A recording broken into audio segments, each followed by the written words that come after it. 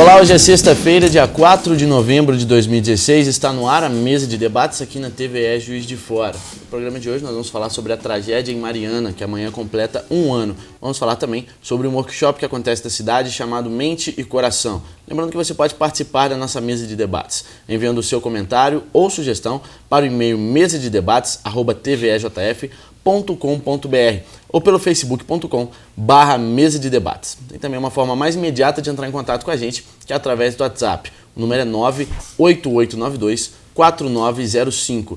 E hoje também é dia de sorteio aqui na mesa de debates. Nós temos 2 pares de ingressos da Matinê da Alegria de Fuxico e Chaveco, que acontece neste domingo no M Hall. As 2 primeiras pessoas que ligarem para 2102-9514 levam esses 2 pares de ingressos para poder curtir a Matinê da Alegria do Fuxico e Chaveco, que acontece neste domingo no M Hall. Telefone, portanto, 2102-9514. Os 2 pares são uma meia e uma inteira para você poder levar seu filho ou sua filha para curtir a Matinê da Alegria com Fuxico e Chaveco. Como debatedores, hoje nós recebemos o professor Erickson Aragão, além do professor e economista José Jamil Adum. Bom dia, muito obrigado. E como convidados de hoje, nós recebemos o vice-presidente do Comitê da Bacia Hidrográfica de Caratinga, professor Wilson Acácio.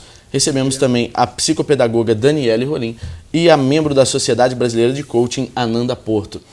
E amanhã faz um ano da tragédia ambiental em Mariana. Naquela ocasião, uma barragem de Fundão se rompeu, derramando rejeitos de minério de ferro. A barragem pertencia à mineradora Samarco. E hoje você vai saber como está a situação atual e quais as principais consequências da tragédia. O professor Wilson Acácio está aqui para falar conosco sobre isso. Para começar, de que forma o senhor vem acompanhando as consequências do rompimento dessa barragem? Olha, desde o dia 5 de novembro, quando houve essa catástrofe lá na barragem de Fundão em Mariana, no distrito de Bento Rodrigues, como vice-presidente do Comitê da Bacia Hidrográfica do Caratinga, que é um afluente do Rio Doce, imediatamente nós começamos a nos reunir. São 10 comitês, 6 mineiros e 4 capixabas, já que o Rio Doce, abrange os 2 estados. Então nós fomos convocados a acompanhar para e passo o que estava acontecendo. Então nós tivemos em Bento Rodrigues, fizemos caravanas pela calha do Rio Doce até a Foz. Então é uma tragédia que já é considerada a maior tragédia da história do Brasil e uma das maiores tragédias do mundo.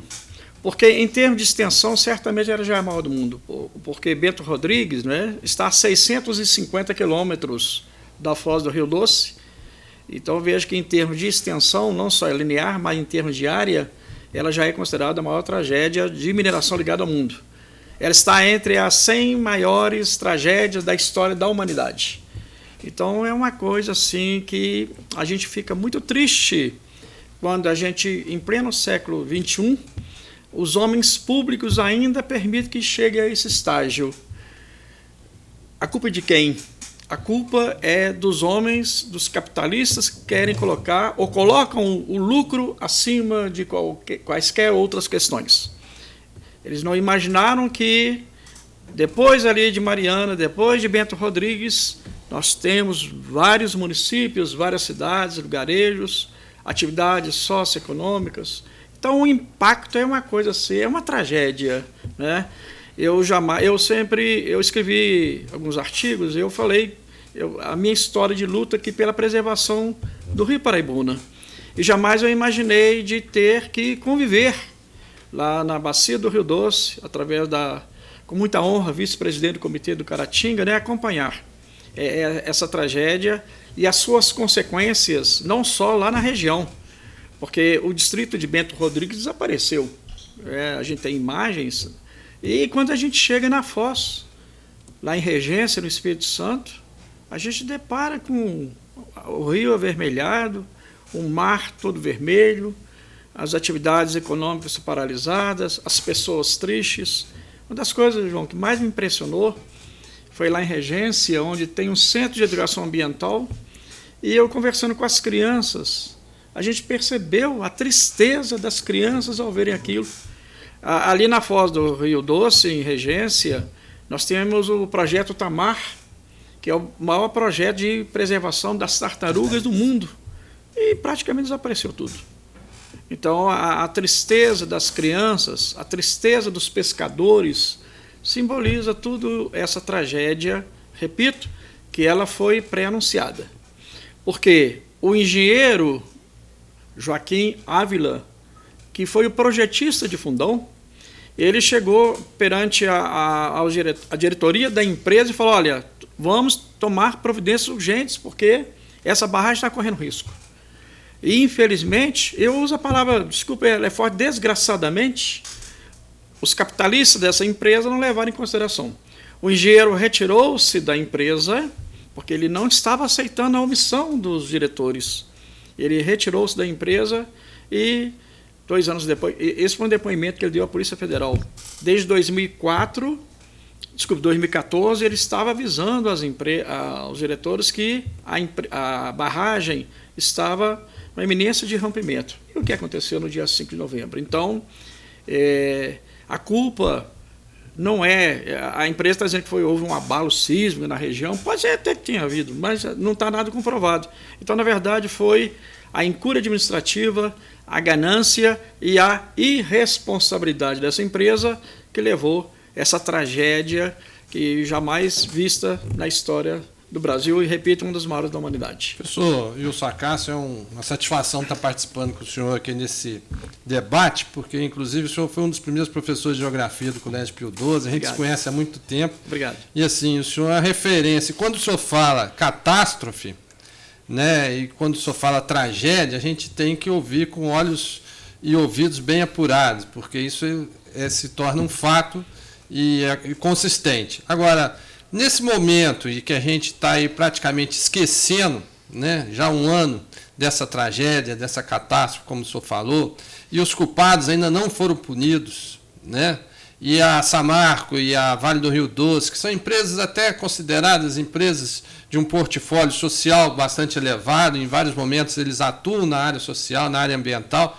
mas que tiveram, né, total responsabilidade sobre o que ocorreu.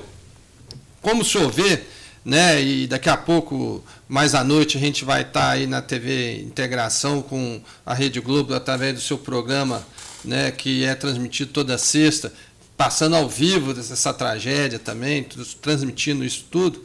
Como é que o senhor vê hoje esse cenário, não só de recuperação, né, mas de autoestima dessa população, aonde que o senhor acabou de colocar aí, que foi completamente devastada aquela vida marinha, né, aquela vida do rio, né, com mais de 80 espécimes, né, de peixes sendo extintas, né? Como é que o senhor vê a possibilidade dessa recuperação, não só da fauna, da flora, mas também dessa autoestima da população?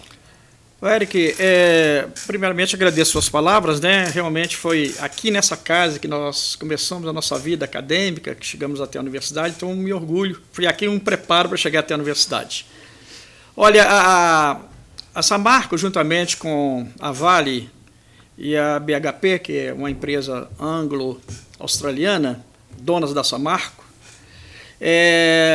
estão discutindo conosco, dos comitês de bacia, da Bacia do Rio Doce, e, através da Justiça, Ministério Público, da Justiça Federal, eles vão alocar 20 bilhões de reais para a recuperação, não só da calha do Rio Doce, mas toda a área atingida.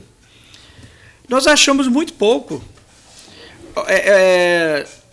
Por volta de 2000, houve uma tragédia também no Mar do México, né, provocada por uma empresa americana, e essa empresa teve que desembolsar 256 bilhões de dólares, que é uma tragédia menor do que a do Rio Doce.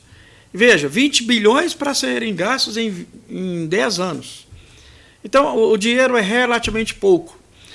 Foi criada a Fundação Renova. A semana passada nós tivemos um encontro lá em Caratinga, onde houve a presença dos 10 comitês mineiros e capixabas. E eu brinquei, falei, Instituto Renova? Não, devia ser Instituto Perdão. Porque dos 100% que a empresa prometeu de recuperar em um ano, ela não cumpriu nem 5%. Então já um déficit de 95% da meta de recuperação. Você vai falar assim, mas a tecnologia é capaz de recuperar? Sim. A ciência hoje tem um avanço. Eu não sei se o Brasil tem a tecnologia disponível para fazer essa recuperação, né? Mas a ciência é capaz de. Agora, o tempo e os recursos alocados até agora foram muito poucos. Então, nós temos a esperança. Quanto à população, no dia 18 de dezembro, nós tivemos um pouco mais de um mês da tragédia, nós tivemos lá em Mariana, presente prefeitos da região, promotores, juízes, etc., não é? A população. E nós vimos ali a tristeza. O seu Zezinho, a dona Irene, um casal que eram líderes da comunidade, não é? Eu lembro-me, muita gente fez discurso, eu falei, gente, eu vou dar um abraço para vocês dois, já estou satisfeito, né? Eles até choraram. Então é o seguinte, as pessoas não perderam a esperança. Ainda hoje, exatamente hoje, dia 4, várias pessoas da região estão lá em Bento Rodrigues, fazendo uma manifestação, né? Tendo aquela esperança. É claro que há tristeza, mas eles têm. O povo brasileiro aguerrido, né? Sim. Eles têm esperança de um dia ter uma vida melhor. Porque hoje as atividades econômicas, da agricultura, da pesca, enfim, as atividades socioeconômicas estão praticamente paralisadas. Não só lá de Bento Rodrigues até a Foz. Então é preciso que a empresa coloque como meta, como objetivo, trazer a esperança para aquele povo. E a tecnologia talvez seja capaz disso. Bom, nós vamos para um rápido intervalo. Na sequência, vamos continuar falando sobre a tragédia em Mariana. Voltamos já.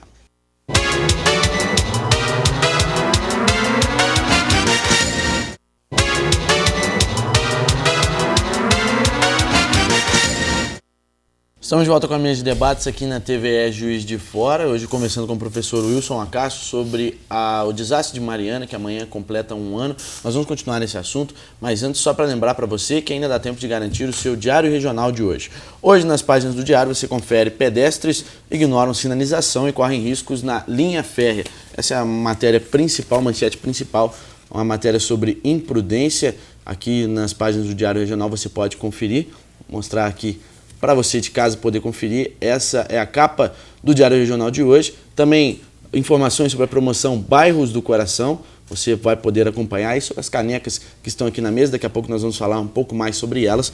Essas e outras notícias de Juiz de Fora e também da região você acompanha aqui no Diário Regional, nas melhores bancas perto de você. Agora, professor Wilson, quantos anos o senhor acredita que vão ser necessários para poder estabilizar a situação por lá? João, já houve as universidades, né, Espírito Santo, Ouro Preto, até Minas Gerais, a de Juiz de Fora, desculpe, porque nós temos o campus avançado, né, em Valadares, então a Federal Juiz de Fora também está participando desse processo. Não há predições, mas não se pode afirmar se vai ser daqui 10, 15, 20 anos. Vai depender dos recursos financeiros. Obviamente, caso a empresa, e ela tem esse compromisso, né, através dessa fundação, a Fundação Renova, se repassarem os recursos financeiros, eu acredito que você pode atenuar. Resolver o problema total é impossível. Por exemplo, tem lugar lá que a escória, né, de minério, o resto de minério, 8 metros de altura, vai tirar aquilo, vai levar para onde? Então não há previsão de 10, 15, 20 anos, então vamos ficar aí já, estudos científicos, né? Dizem que em torno de 20 anos, mas não tem essa certeza, porque na natureza você não pode falar, vai ser daqui 20 anos. Há predições de 20 anos, que inclusive o problema vai se agravar agora, porque já começou a chover na região. E Mariana, ainda, a empresa não conseguiu ainda lá em Mariana, em Bento Rodrigues, fazer o estancamento total da barragem. Então a lama continua descendo. A lama do fundo do rio, a lama na margem dos rios, então está tudo caindo. Começou a chover e o Rio Doce e seus afluentes começaram novamente a ficar avermelhados, inclusive na Foz. E a tendência, repito, é piorar, porque ainda não houve, a sangria continua.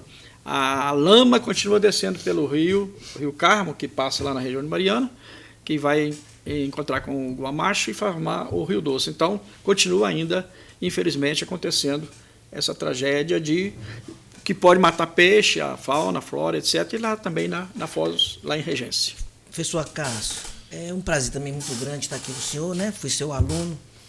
E aprofundando aquilo, né, que já foi comentado aqui na mesa, o senhor falou que o senhor tem 5% em andamento depois de um ano. A que o senhor atribui essa morosidade, né? Você tem uma economia parada na região, Eu queria que o senhor comentasse mais como que estão sobrevivendo essas pessoas, qual o amparo que elas estão tendo para seguir a sua vida, se é que pode falar, normal. Olha, as atividades econômicas, tanto da Samarco, porque ela está respondendo processos jurídicos, né, administrativos jurídicos, é claro que não houve a paralisação das atividades ligadas à mineração 100%. Mas vamos pegar desde lá Bento Rodrigues até a Foz. O pessoal está vivendo, as pessoas estão vivendo eles falam mesmo esmola, porque cada família está recebendo em média R$ 1.200, R$ 1.500. Vou dar um exemplo. Lá em Regência, os pescadores, dados oficiais, tiravam em média R$ 5.000 a R$ 6.000 por mês. E eles estão recebendo uma bolsa de R$ 1.200. Agricultores, fazendeiros da região, que tinham aí lucros de 20, 15, 30 mil reais por mês, também estão recebendo bolsa. Então, as atividades ligadas à agricultura, à pecuária, à pesca, porque a pesca naquela região, o turismo, Regência é uma praia muito bonita, né? Tem, repito, o Tamar, que recebe turistas do mundo todo, o turismo não parou. Lá, curiosamente, tem práticas esportivas marítimas, também está tudo paralisado, porque quem vai entrar naquela água? Então, a empresa, obviamente, foi obrigada a ceder vales, média, 1.200, 1.500. Quem ganhava 10 mil reais, 8 mil recebia 1.200, então é um caos na região.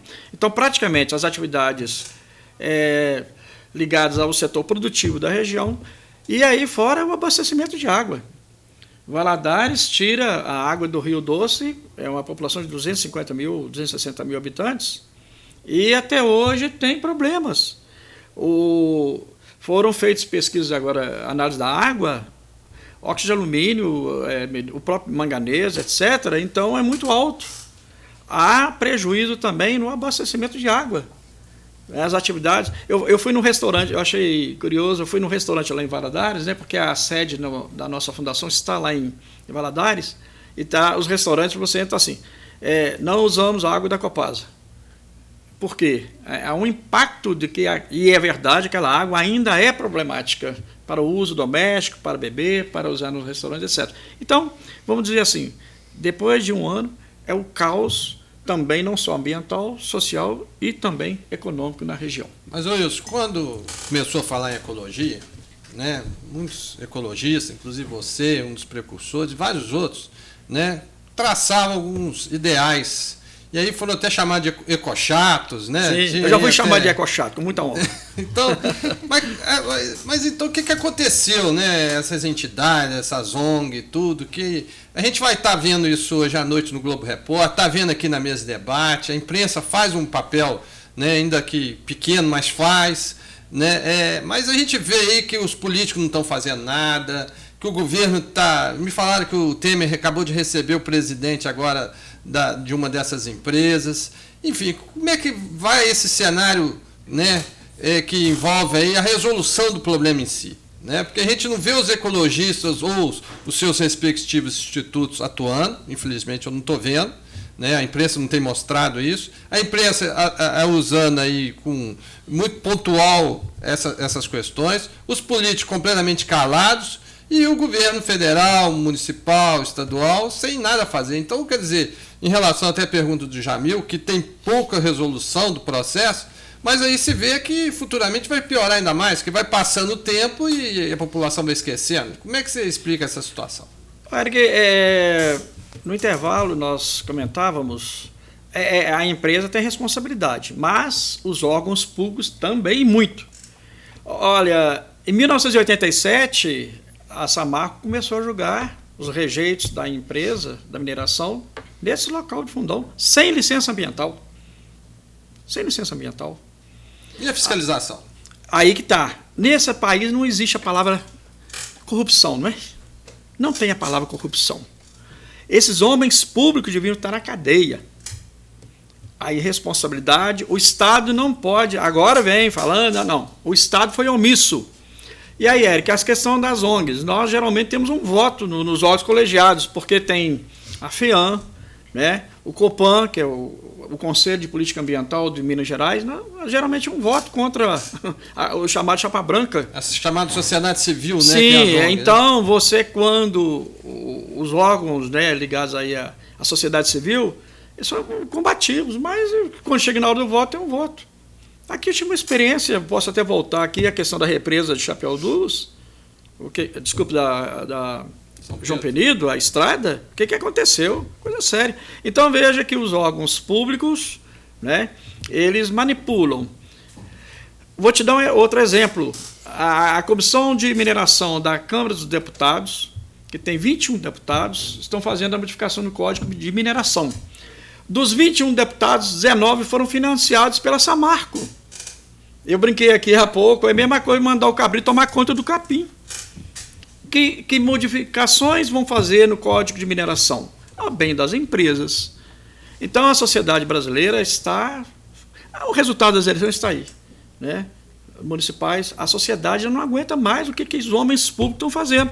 Inclusive, repito, o que aconteceu lá em Mariana também tem culpa o poder público, nós não podemos omitir isso.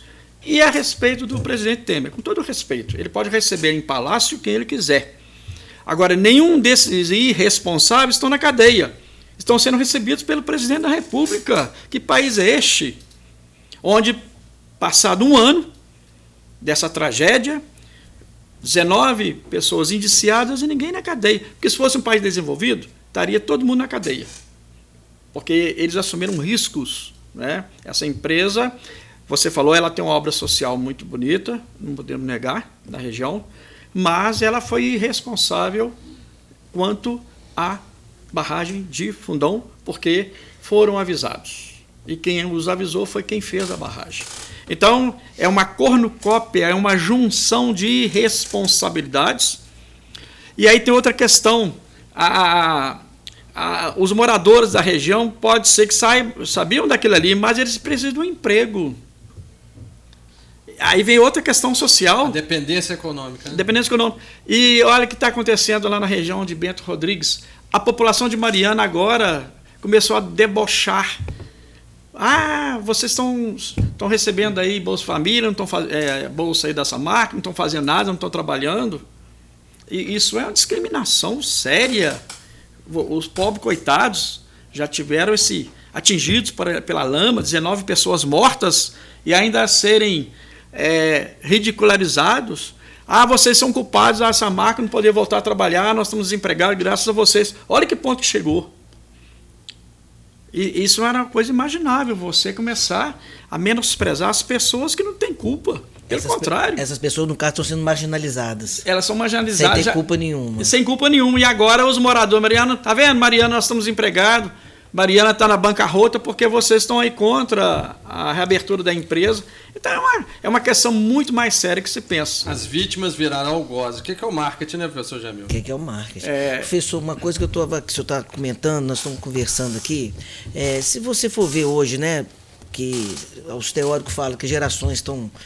em 10 anos já é uma nova geração, então vamos dizer que já tem uma geração perdida aí para a questão de emprego, de atividade, de se qualificar, entendeu? Não digo qualificar, mas continuar na atividade dos seus pais, dos seus avós, assim. Então já pode ser que tem uma geração que já vai pular isso. Sim, eu acredito que naquela região ali, porque tem outra questão, é a questão psicológica. As pessoas moravam num lugar bonito, Bento Rodrigues.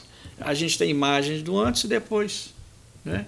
Então, o que será dessas pessoas que estão fora das suas casas, do seu ecossistema, da sua vida cotidiana? Acabou, porque eles foram obrigados a irem para a cidade.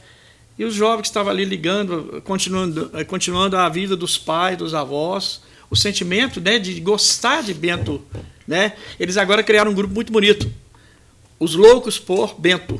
E eles estão indo lá todos os dias para mostrar que eles estão presentes ali, mesmo tudo destruído. Não sei se vocês viram falar isso. Os Loucos por Bento. Então, é uma geração que você traz um hiato, um impacto sociopolítico, econômico e psicológico nessas pessoas, que isso talvez nem seja, nem daqui a 10 anos, a recuperação disso aí. É uma coisa muito triste. Vamos para um rápido intervalo. Na sequência, vamos falar sobre o workshop Mente e Coração. Voltamos já.